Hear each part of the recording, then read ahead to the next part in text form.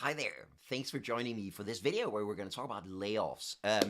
Layoffs have become increasingly common all over the world. But did you know that layoffs are not only bad for the employees, they actually make the company less likely to recover from a downturn? In this video, we're going to look at the science around layoffs. We're going to try to break the corporate addiction to layoffs a little bit and show that there are almost always better alternatives for a company in trouble.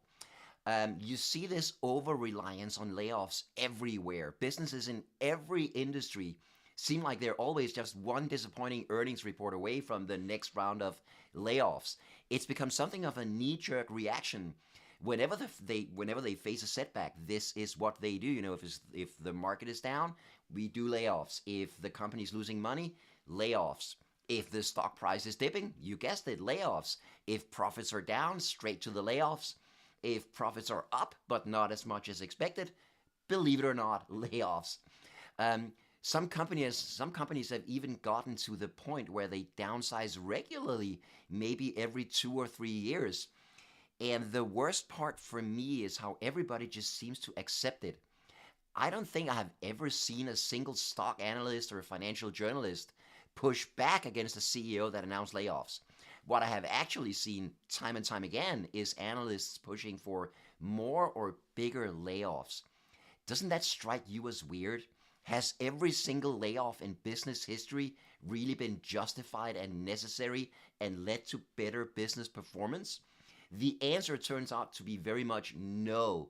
So it is much more likely that this blind belief in layoffs is a sure sign that they have just gone unchallenged for far too long. So my goal in making this video is to push back against this normalization of layoffs, because research clearly shows that layoffs are bad, not just for the employees, but also for the companies themselves. Let's look at why. And let's start with the employees. Layoffs are bad for employees. I think we all know that, right? Being laid off is not fun.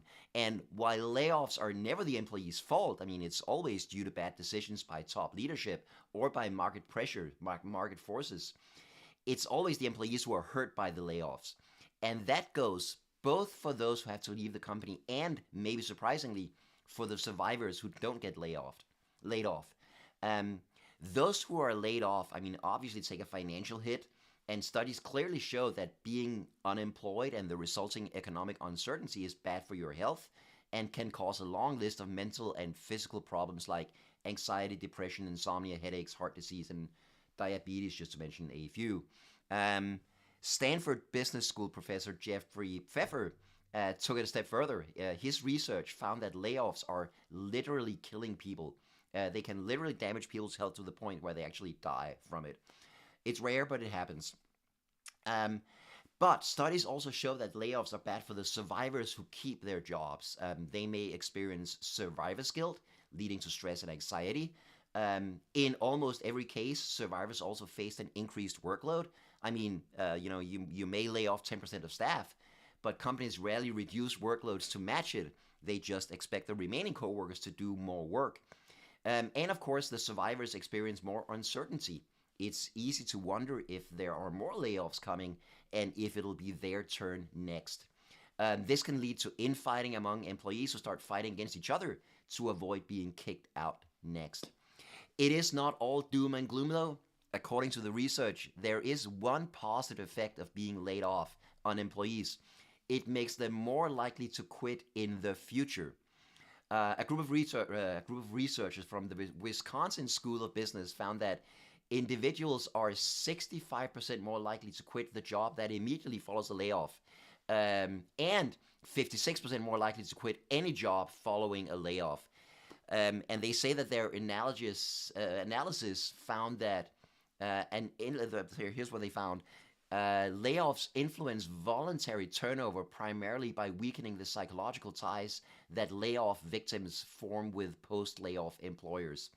In other words, laid-off employees realize that companies are not loyal to them and will lay them off whenever advantageous, so why should they be loyal to a company? And they'll be more likely to quit a bad job in the future, which I think is awesome. All right, so layoffs are bad for people. Fair enough, we all knew that. but the CEO is not running a charity here. This is a business, and sometimes you need to cut costs by laying off staff, right? Wrong. If you think that you can cut costs by doing a layoff, it probably will not work. Jeffrey Pfeffer, again, Stanford Business School professor, puts it like this. He says, even if downsizing is an accepted weapon in the modern management arsenal, it is often a big mistake. In fact, there is a growing body of academic research suggesting that firms incur big costs when they cut workers. What costs are those? The economist Wayne Cascio has done a lot of research to find that out, and let's look at just some of them. I mean, first and most obviously, there's severance payments. You lay staff off now, but you'll still be paying them for a while, even though they're not working for you anymore. That can be like months and months. After a layoff, there is increased employee turnover among the survivors, especially among the most qualified people who are the ones who find it easiest to get a new and better job. There's the cost of hiring new employees and training them when business improves. It's also going to make it harder to attract new talent. I mean, who wants to work for a company that's laying people off? Layoffs also lead to low morale and risk-averse survivors. I mean, nobody wants to take a chance in a company where your job seems like it might be at risk. This again leads to reduced productivity. Research clearly shows that people can't do good work if they feel stressed. And as we saw, layoff survivors are also hugely affected. When you lose a large number of employees, you also lose all the skills and experience they've built up. That leads to a loss of institutional memory and knowledge. And the problem is that layoffs usually happen so quickly that there's very little time to make sure that the company isn't laying off people who have crucial, essential skills for the company. A company's reputation is one of its most important strategic resources, and unsurprisingly, studies find that layoffs have a negative impact on a firm's reputation. And finally, there's obviously diminished trust in management, which again is going to hurt the company going forward. How can employees be engaged in carrying out the company's strategy if they have lost faith in management? Cascio sums up his findings like this. In our most recent study, we found no significant, consistent evidence that employment downsizing led to improved financial performance. Downsizing strategies did not yield long-term payoffs that were significantly larger than those generated by stable employers. So no, layoffs do not save the company money overall. But that begs the question, if layoffs or downsizing or furloughs or staff reductions or whatever you want to call them are so bad, why are they so popular? And I think there are a couple of reasons for that. First of all, it's just common knowledge among top executives that layoffs are a necessary and effective tool to lower costs and improve company profits. Every single person who has an MBA has learned this. It's taught in business school, and it's a central tenet of management orthodoxy. It is still wrong, though, as we just saw. But because it's accepted knowledge, shareholders and stock analysts may demand that a company does it, and not all CEOs have the guts to resist. And the thing is, layoffs can look great in a spreadsheet. There really are only two ways to make more money in business. You can cut costs, or you can increase revenues. And which seems more predictable, future costs or future revenues? You don't know if you can attract new clients to make more money, but you can definitely lay off a bunch of staff at the drop of a hat. So you put that in a spreadsheet where it's easy to multiply the number of people you lay off with the average salary and think that's what you're going to save. Of course, that only looks good in the spreadsheet if you completely ignore all of the hidden costs that we just talked about. Another reason why layoffs are so common, I think, is that no CEO ever got fired for doing a layoff. It is the safest decision a CEO can make. I mean, safe for the CEO, obviously. There are two ways it can go. If the company recovers, and that's usually in spite of the layoffs, not because of them, then the CEO looks like a hero. But if the company does not recover, if results continue to sag, then the CEO can use that as a justification for their decision. See, times were super tough, I had no choice. And that's also a nifty excuse for, you guessed it, another round of layoffs. Layoffs are also a way for the CEO to look tough and decisive. It shows investors and the market that they are not afraid to make painful choices, painful for the employees, of course. The CEO is going to be fine, and even if they're eventually let go for poor performance, they often leave with a golden parachute. Also, many CEOs have stock options or stock price incentives. And if they have been taught in business school that layoffs will boost the stock price, they are now directly incentivized to do layoffs. And I think so. Those are some of the reasons why layoffs are so common, even if they are not provably effective. But you might argue, while we know layoffs are bad, they're just unavoidable. CEOs will always try to sell us on the idea that there's just no way their company is going to make it through tough times if they can't lay off staff. But are they really unavoidable? Jeffrey Pfeffer, again the Stanford Business School professor, acknowledges that sometimes they are. There are circumstances, he says, in which layoffs are necessary for a firm to survive. If your industry is disappearing or permanently shrinking, layoffs may be necessary to adjust to the new market size. Or maybe if your business is shifting from one industry to a different industry, then there's like some staff that was great for this kind of business might not be needed in another kind of business. But he says that is not the reason behind most layoffs. He says the majority of layoffs aren't the result of a broken business model. These staff reductions are a response to a temporary drop in demand.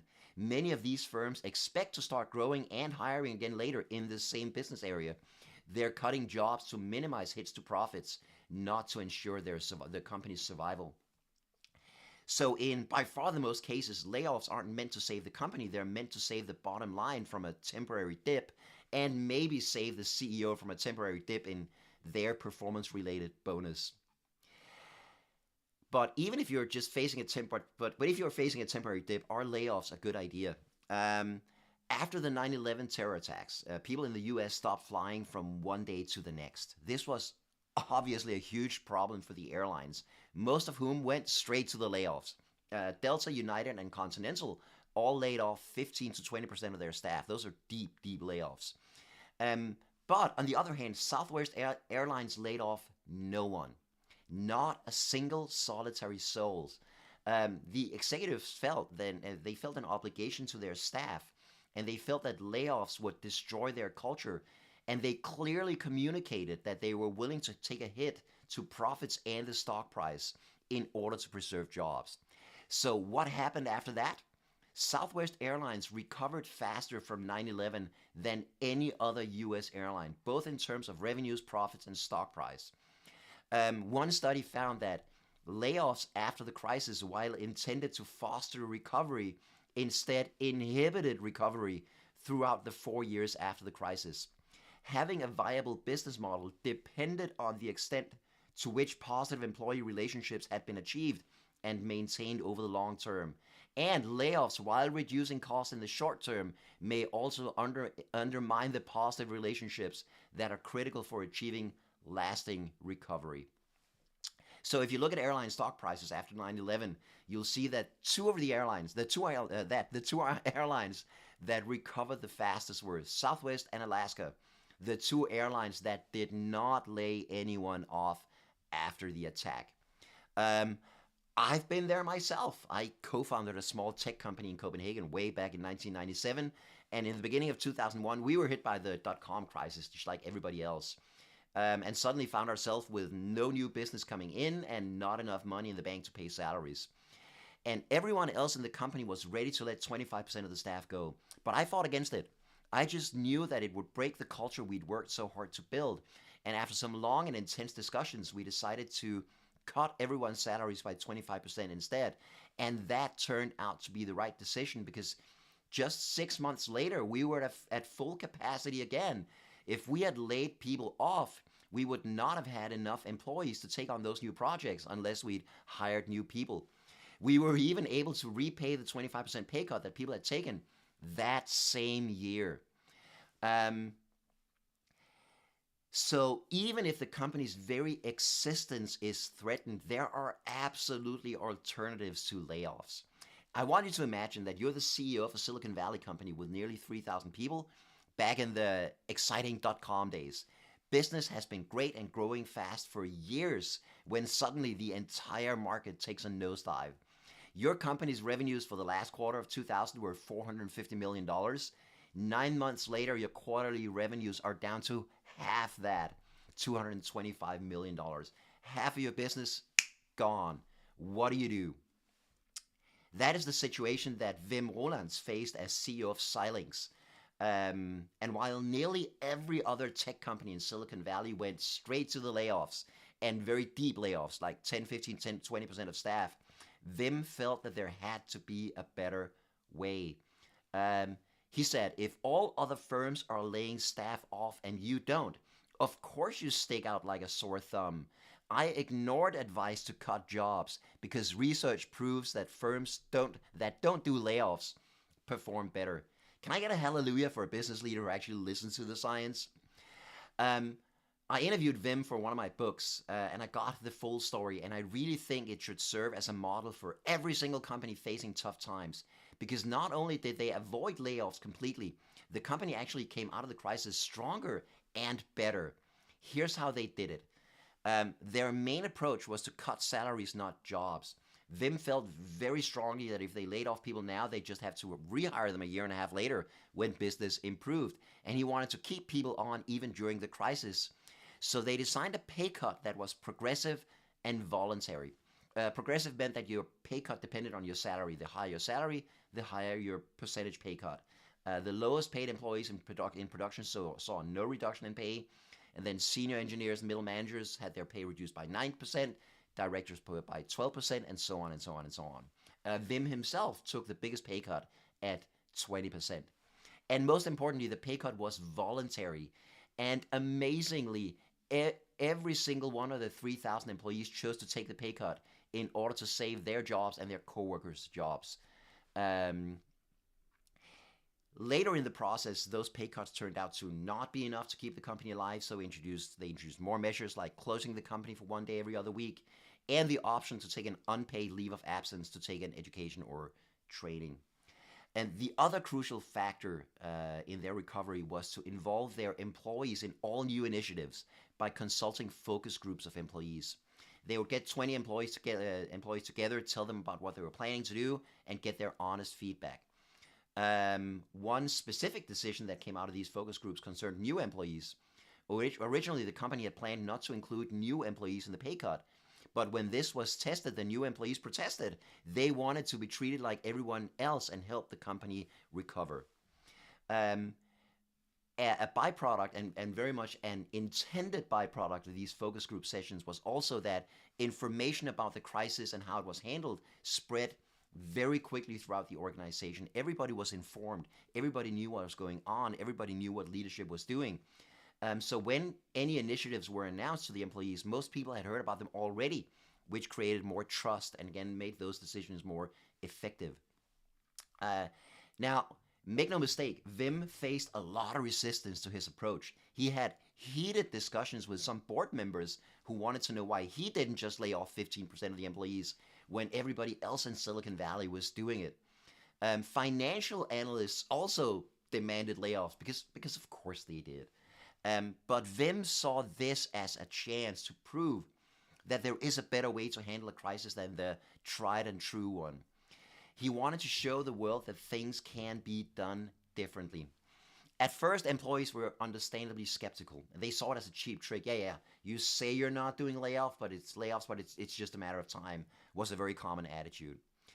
But as many other companies in the area had mass layoffs and Xilinx employees, saw friends losing their jobs and having to sell their houses, they started to come around. During that time, Xilinx entered the Fortune Magazine 100 Best Places to Work and came in the top 10 in the middle of the company's worst crisis ever.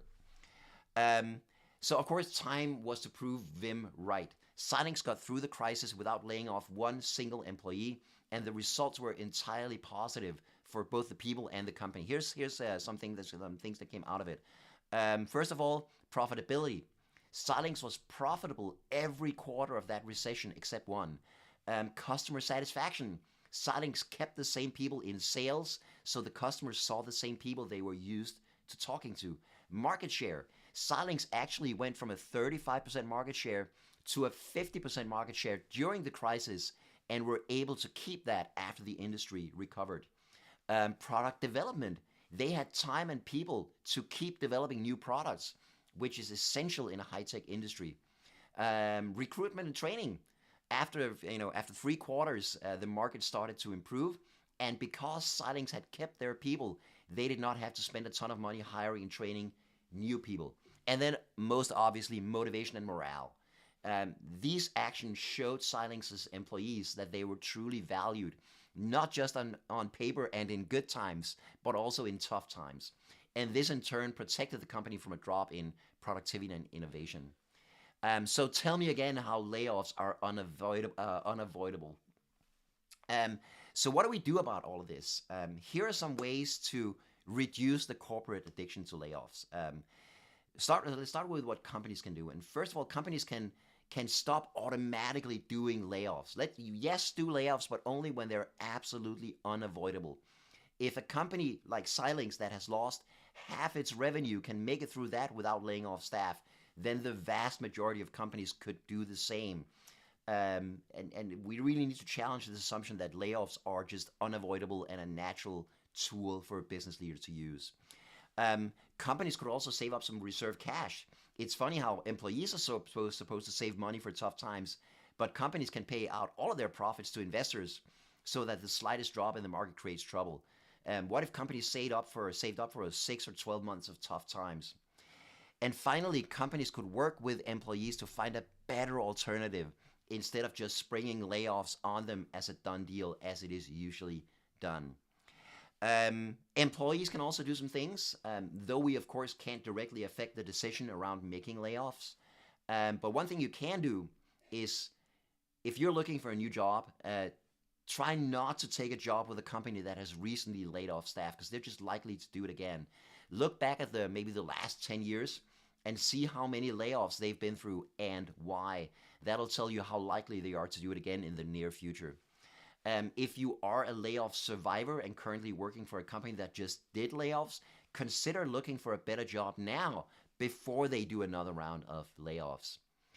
And as an employee, here's what not to do. You cannot avoid being laid off by working hard. Thousands of people work hard, put in long hours, and are still laid off. Most layoffs are chaotic, capricious, and unfair, and your hard work won't count for much in that situation. Alrighty, let's sum this up. Call me naive, but I think companies should care about their employees. And if they do, they should do everything they can to avoid layoffs because they hurt people so deeply.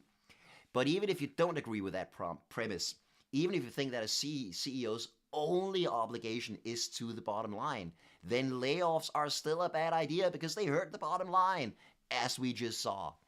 If we can break this corporate addiction to layoffs, it'll help the corporations itself, and it will help hundreds of thousands of people every year who would otherwise lose their jobs through no fault of their own.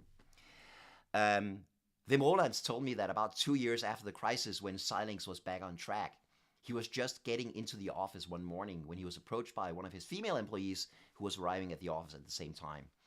And she told him that her husband just got laid off from his Silicon Valley tech job at a different company.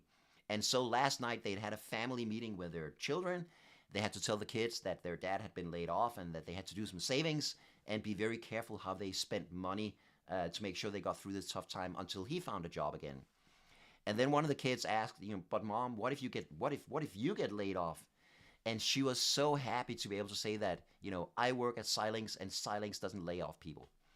Wim said that this was his proudest moment in the whole process. Imagine if that attitude was normal in our workplaces. Stay happy.